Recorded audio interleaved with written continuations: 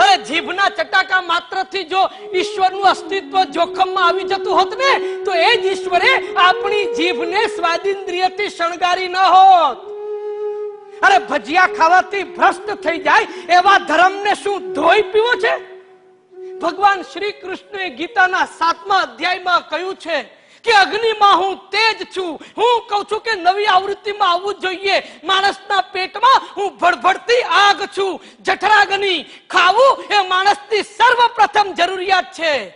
અને શું નથી આપણી પાસે ખાવા માટે? પોરબંદરની ખાજલી, શિયોરના ફાડેલા દૂધના પેંડા, રાજકોટની ચટણી, ભાવનગરના ગાંઠિયા, આણંદના ગોટા, નડિયાદનું ફૂસું, સુરતની અમીરી ખમણ ઘારી, વડોદરાનો લીલો ચેવડો અને ખંભાતનું હલવાસન.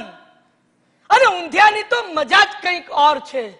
કતાર ગામની 3 દાણાવાળી પાપડી, ગણદેવીની વાલોર અને રાંદેરના રવૈયાને નાનું ડીચ્ચું રાખીને 2 ચીરા કરવાના, પછી એમાં કોપરું, કોથમરી, લીલું લસણ, વાટેલા આદુ મરચાની ચટણી બનાવી ઉપરથી તેલ નાખવાનું, સાથે શક્કરિયા, બટાટા, કંદ, સુરણના મોટા મોટા ટુકડા અને મુઠિયા.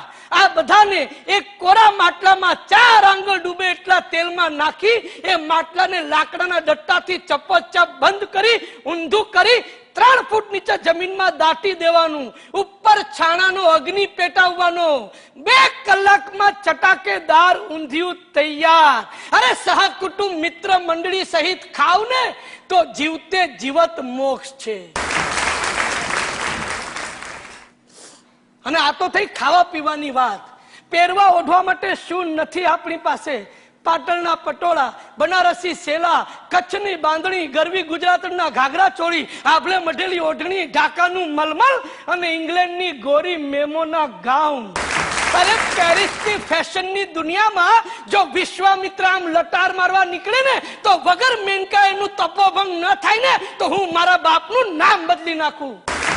ગુચ્ચીના શૂઝ, અરમાનીનો સૂટ, રોલેક્સની ઘડિયાળ અને ડી બિયર્સના હીરાથી મઢેલ ઘરેણા પહેરીને ઇટર્નિટીનું પરફ્યુમ છાંટીને તમે આમ નીકળો ને તો તમારી સામે કુબેર પણ ગરીબ લાગે.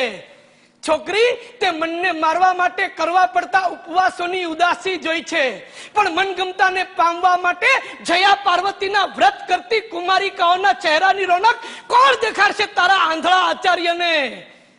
સાલો પ્રેમને પાપ કે છે?